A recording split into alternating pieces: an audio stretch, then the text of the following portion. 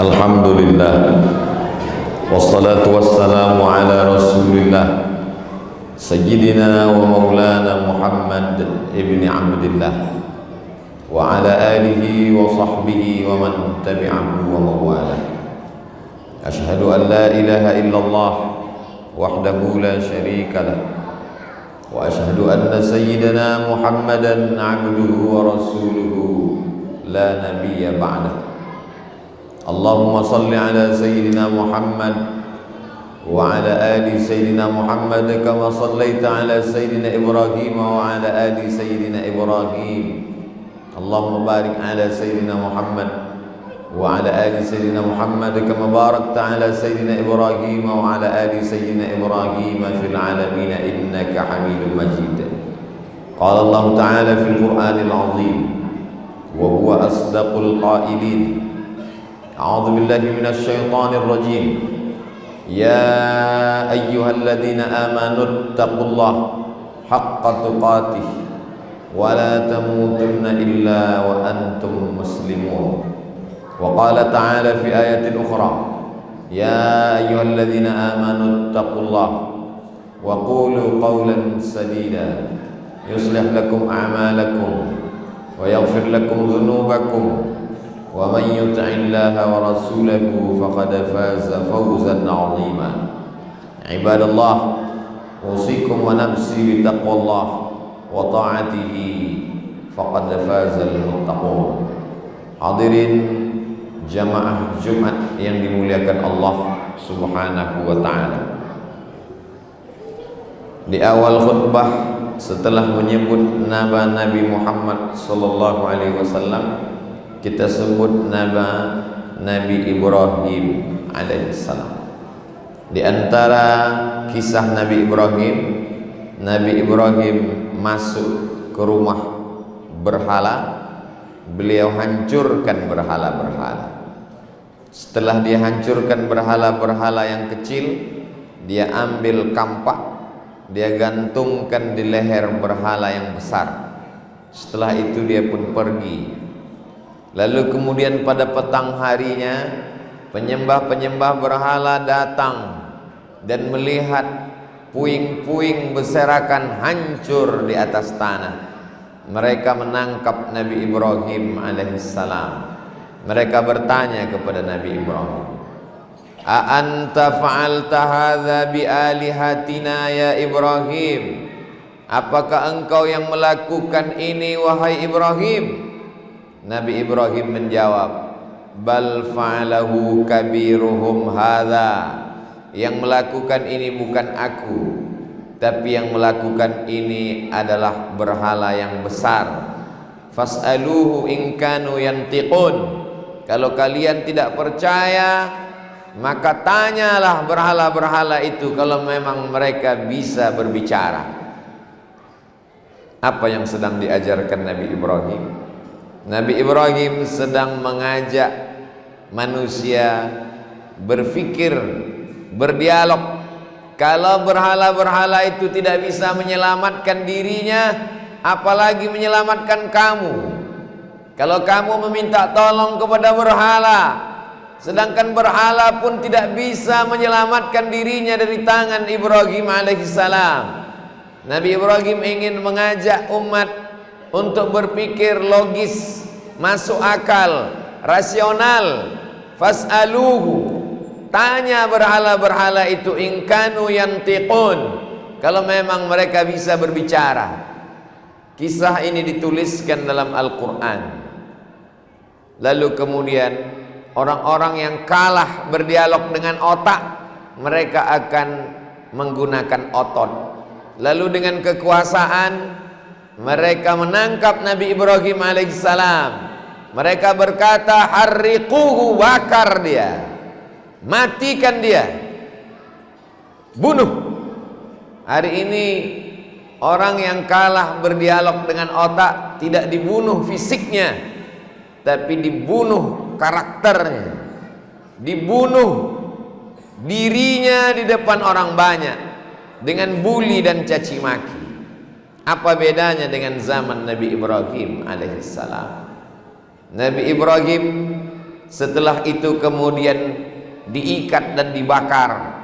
Ketika itulah mukjizat datang. Pertolongan Allah itu selalu datang di akhir cerita. Setelah Allah melihat usaha optimal dari seorang hamba, Allah ingin melihat mana jihadmu, Allah ingin melihat mana usahamu untuk menolong agama Allah Subhanahu wa ta'ala. Lalu apa kata Allah kepada api yang berkobar? Ya nar, wahai api, kuni bardan wasalaman ala Ibrahim. Jadilah engkau bardan, sejuk, wasalaman, selamat kepada Nabi Ibrahim alaihissalam. Api yang tabiatnya panas membakar, saat itu meninggalkan jati dirinya, menjadi kesejukan dan keselamatan kepada Nabi Ibrahim alaihissalam. Begitulah orang kalau sudah tunduk kepada Allah, maka Allah tundukkan semua makhluknya untuk bersimpuh sujud di kaki Nabi Ibrahim alaihissalam. Hari ini kalaulah Nabi Ibrahim itu hidup di zaman ini, maka orang akan mengatakan Nabi Ibrahim berasal dari kalangan intoleran. Mengapa tidak toleransi, membiarkan orang menyembah apapun? Kita berbicara di dalam masjid, kita berbicara dalam khutbah Jumat di antara umat Islam. Islam bukan mengajarkan intoleran. Islam mengabarkan kasih sayang, menyelamatkan orang dari menyembah batu, menyembah pohon kayu, menyembah hantu, kepada menyembah Allah. La ilaha illallah wa man yabtaghi ghairal islami dina. Siapa yang mencari jalan selain tauhid kepada Allah, falan yuqbala minhu, dia tidak akan diterima. Amal-amalnya sia-sia, perbuatannya hanya akan menjadi debu semata. Wa huwa fil akhirati minal khasirin. Di akhirat dia termasuk orang-orang yang rugi. Karena rasa sayang Nabi Ibrahim lah, maka dia hancurkan patung-patung itu. Karena rasa sayang Nabi Ibrahim lah, maka dia ajak umatnya untuk menyembah Allah Subhanahu wa ta'ala. Maka ucapan Nabi Ibrahim itu yang kita bawa di awal solat kita. Inna salati wa nusuki wa mahyaya wa mamati lillahi rabbil alamin, la syarika lahu, tiada sekutu bagi Allah. Wa bidzalika umirtu, aku diperintahkan untuk melakukan dan mengucapkan itu. Wa ana minal muslimin, aku muslim, aku hanya berserah diri kepada Allah, aku hanya takut kepada Allah, aku hanya meminta kepada Allah, aku hanya berdoa kepada Allah Subhanahu wa ta'ala. Hari berganti, musim berubah, sampailah masa berikutnya. Yang datang adalah Nabi Musa alaihi salam. Ketika itu semuanya mempertuhankan Fir'aun. Dia dengan lantang dan gagah berkata, ana rabbukumul a'la, aku adalah Tuhan yang paling tinggi di antara kamu semua. Sampai akhirnya ada seorang perempuan lemah, tukang sisir rambut, keluarga Fir'aun. Dia berkata bismillah, atas nama Allah. Ternyata di zaman apapun selalu ada mata-mata yang cari makannya dari bohong dan dusta. Dia laporkan itu kepada Fir'aun. Ada orang yang tidak mempertuhankanmu, dia menyebut nama Allah. Maka perempuan itu ditangkap. Yang dia aniaya bukan dia. Kalau dia yang disiksa, dianiaya, dia tahan.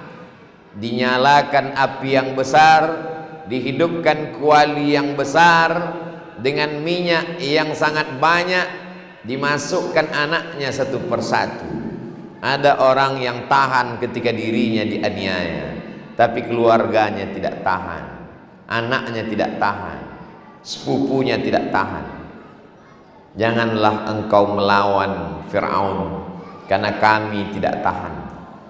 Apa yang dialami oleh tukang sisir keluarga Fir'aun dialami orang dari zaman ke zaman. Musim boleh berganti, tapi yang dialami manusia pada sejatinya itu saja. tapi dia kuat, dia tegar, sampai pada akhirnya satu persatu anaknya itu dibakar hidup-hidup, dan pada puncaknya dia pun disiksa dengan kematian yang mengerikan. Apa balasan Allah Subhanahu wa taala saat Isra dan Mi'raj? Nabi Muhammad sallallahu alaihi wasallam mencium harum bau semerbak yang luar biasa. Subhanalladzi asra bi'abdihi, maha suci Allah yang memperjalankan hambanya lailan, suatu malam, minal masjidil haram, dari masjidil haram, ilal masjidil aqsa, ke masjidil aqsa, alladzi barakna haulahu, kami berkahi sekelilingnya, linuriyahu min ayatina, kami ingin memperlihatkan tanda-tanda kebesaran kami. Kalau Allah memperlihatkan surga, biasa. Kalau Allah memperlihatkan neraka, biasa. Kalau Allah memperlihatkan lauhil mahfuz, biasa. Kalau Allah memperlihatkan al-baitul ma'mur, biasa. Karena itu semua memang makhluk-makhluk yang besar.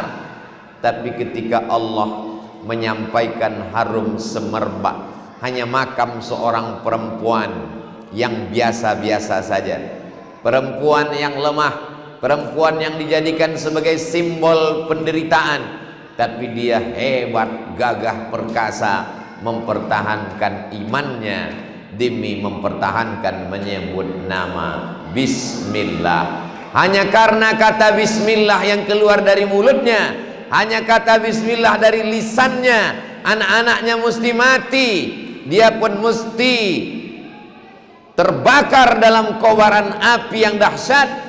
Tapi Allah ingin mengangkat derajatnya, sampai-sampai Nabi Muhammad sallallahu alaihi wasallam bertanya kepada Jibril alaihissalam, bau harum semerbak apa ini Jibril? Apa yang amat sangat mengharumkan ini? Jibril menjawab, itulah seorang perempuan yang mentauhidkan Allah Subhanahu wa ta'ala. Hari berganti, musim berubah, cerita dunia pun sebenarnya itu-itu saja. Sampailah zaman Nabi Muhammad sallallahu alaihi wasallam, ada satu suku nama berhalanya Naham. Mereka menyembah Naham. Lalu kemudian datang sahabat Nabi bernama Abi Dzar Al-Ghifari dari suku Bani Ghifar. Bani Ghifar terkenal dengan perampoknya. Semua orang-orang yang lewat di kampung mereka tidak ada yang lepas dari kejahatan Bani Ghifar. Lalu kemudian salah seorang Bani Ghifar bernama Abi Dzar membawa susu satu gelas untuk berhala bernama Naham. Dia letakkan susu satu gelas di depan berhala patung Naham. Lalu dia pun berdoa meminta. Setelah dia berdoa, tak lama kemudian datang seekor anjing menjilat-jilat susu di dalam cawan. Setelah air susu habis diminum anjing, lalu kemudian anjing itu mengangkat sebelah kakinya dan mengencingi patung berhala Naham. Saat itulah Abi Dzar menggunakan otaknya, dia berpikir, air susu yang aku bawa untuk berhala habis diminum anjing. Setelah itu anjing terkencing tanpa ada satupun yang bisa menolaknya. Kalau aku berdoa kepadanya minta rezeki, aku meminta kepada berhala supaya dijauhkan dari musibah, ternyata rezeki berhala diminum anjing, dan musibah kencing pun tak dapat ditolak untuk berhala. Untuk apa aku menyembah berhala? Lalu kemudian Abi Dzar mendapat berita ada seorang nabi penutup para rasul yang mengajarkan bahwa berhala bukan Tuhan. La ilaha illallah Muhammadur Rasulullah. Dia datang bersyahadat, saksikanlah wahai Muhammad, aku bersaksi tiada Tuhan selain engkau, berhala Naham bukan Tuhan. Wa asyhadu annaka, aku bersaksi bahwa engkau Muhammad sallallahu alaihi wasallam Rasul utusan Allah. Lalu kemudian dia meninggalkan Naham.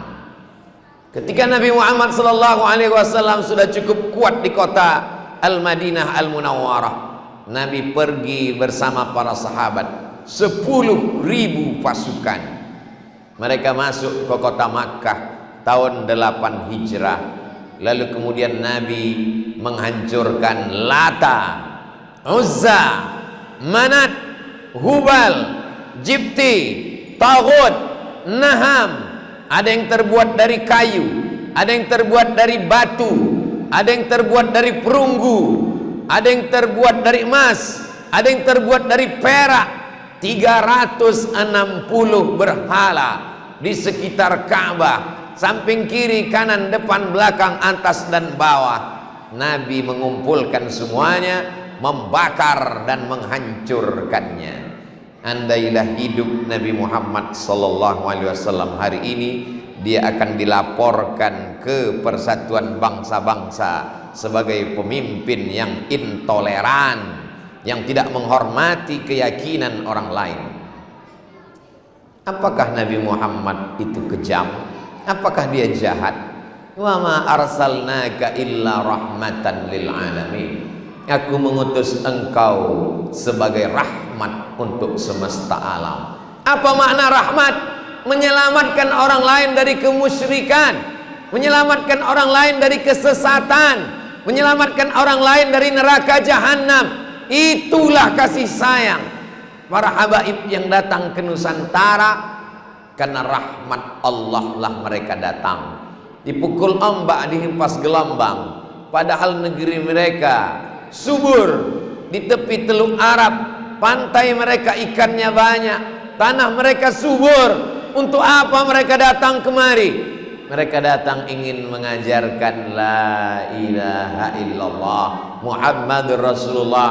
Mereka ingin kita selamat dari menyembah makhluk kepada menyembah Allah subhanahu wa ta'ala.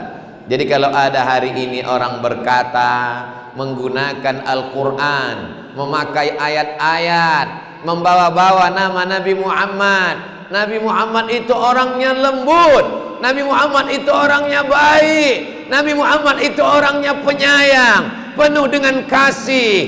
Kenapa tidak kau ceritakan bagaimana Nabi membersihkan kota Makkah dari penyembahan berhala, menghancurkan Lata dan Uzza sampai bersih semuanya, berkata la ilaha illallah Muhammadur Rasulullah sallallahu alaihi wasallam. Kalimatu haqqin 'alaiha nahya. Dengan itu kita hidup. Wa 'alaiha namutu. Dengan itu kita mati. Wa biha nub'asu. Dengan itu kita dibangkitkan. Kasih sayang bukan diam melihat kemungkaran. Khamar mungkar, judi mungkar, zina mungkar. Tapi ada yang lebih mungkar daripada zina, ada yang lebih mungkar daripada khamar, ada yang lebih mungkar daripada prostitusi. Apa dia? Mungkar, mempersekutukan Allah. La tusyrik billah, jangan kau persekutukan Allah. Inna syirka la zulmun azim. Mempersekutukan Allah adalah perbuatan mungkar yang paling besar di antara semua kemungkaran. Man ra'a minkum mungkaran, siapa di antara kamu yang melihat kemungkaran, falyughayyirhu biyadihi, robahlah dengan tangan. Kalau kau punya kekuasaan, pakai kekuasaan kau untuk menolong hamba Allah supaya menyembah Allah. Fa illam yastati, kalau tidak sanggup, fa bilisani, gunakan lidah. Pakai lisanmu untuk mengajak orang ke jalan Allah. Fa illam yastati, kalau tidak sanggup, fa biqalbi. Kau pengecut, kau penakut, cukup diam saja. Hari ini orang tidak sadar dengan kepengecutannya. Jiwanya sebetulnya takut, ngeri, cemas. Bukannya diam, malah membela kebatilan. Kalau tanganmu belum sanggup untuk menolong yang hak, maka jangan bertepuk tangan melihat kebatilan. Begitu pesan Syekh Muhammad Mutawalli Asy-Sya'rawi. Kalau mulutmu belum sanggup lantang untuk menunjukkan ini batil, ini benar, maka jangan gunakan lisanmu untuk mendukung kemungkaran. Karena sampai masanya nanti kau akan diminta tanggung jawab di hadapan Allah.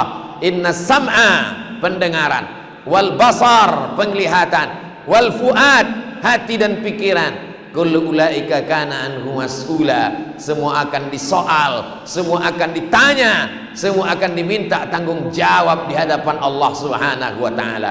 Kalau kau tak sanggup menolong kebenaran, menolong yang hak dengan kekuasaanmu, dengan lisanmu, dengan tanganmu, kau hanya bisa diam dengan hatimu, sesungguhnya engkau adalah selemah-lemah makhluk. Wadzalika at'aful iman.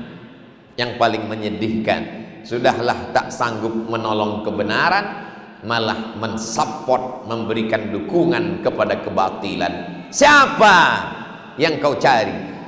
Keridhaan siapa yang kau minta? Kau hanya ingin menyenangkan hati orang banyak. Wa in tuti' aktsara man fil ardi yudilluka an sabilillah. Kalau kau ikut kebanyakan manusia, mereka hanya akan menyesatkanmu dari jalan Allah. Silakan hidup dengan cara Namrus memusuhi Ibrahim. Silakan hidup dengan cara Fir'aun memusuhi Musa. Silakan kau hidup dengan cara Abu Jahal dan Abu Lahab memusuhi dakwah Sayyidina Muhammad sallallahu alaihi wasallam. Toh pada akhirnya semua akan mati. Namrus mati, Fir'aun mati, Abu Jahal mati, Abu Lahab mati. Nama-nama itu diabadikan dalam Al-Quran sebagai iktibar pelajaran bagi manusia di akhir zaman. Barakallahu li wa lakum fil Qur'anil azim wa nafa'ani wa iyyakum bima fihi minal ayati wa dzikril hakim wa taqabbala minni wa minkum tilawatahu innahu huwal ghafurur rahim.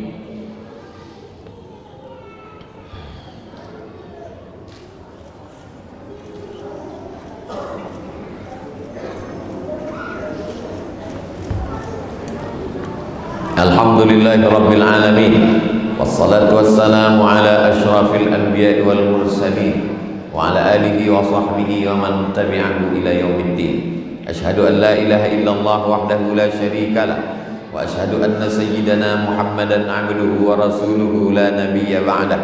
Allahumma salli ala sayyidina Muhammadin nabiyil ummi wa ala alihi wa sahbihi wa barik wa sallim. قال الله تبارك وتعالى في القرآن الكريم وهو أصدق القائلين أعوذ بالله من الشيطان الرجيم بسم الله الرحمن الرحيم والعصر إن الإنسان لفي خسر إلا الذين آمنوا وعملوا الصالحات وتواصوا بالحق وتواصوا بالصبر. وقال تعالى في آية أخرى إن الله وملائكته يصلون على النبي يا أيها الذين آمنوا صلوا عليه وسلموا تسليما. اللهم اغفر للمسلمين والمسلمات والمؤمنين والمؤمنات الأحياء منهم والأموات برحمتك يا أرحم الراحمين. اللهم أرنا الحق حقا وارزقنا اتباعه وأرنا الباطل باطلا وارزقنا اجتنابه. اللهم انصر الإسلام والمسلمين واخذل الكفرة والمشركين ودمر أعداءك أعداء الدين. اللهم انصر إخواننا المجاهدين في فلسطين وفي روهينيا وفي كل مكان من مشارق الأرض إلى مغاربها. اللهم انصرنا على القوم الكافرين. اللهم انصرنا على القوم الظالمين. اللهم انصرنا على القوم المنافقين. عباد الله أوصيكم ونفسي بتقوى الله وطاعته فقد فاز المتقون. إن الله يأمر بالعدل والإحسان وإيتاء ذي القربى وينهى عن الفحشاء والمنكر والبغي يعظكم لعلكم تذكرون. فاذكروا الله العظيم يذكركم واسألوه من فضله يعطكم ولذكر الله أكبر والله يعلم ما تصنعون. أقم الصلاة.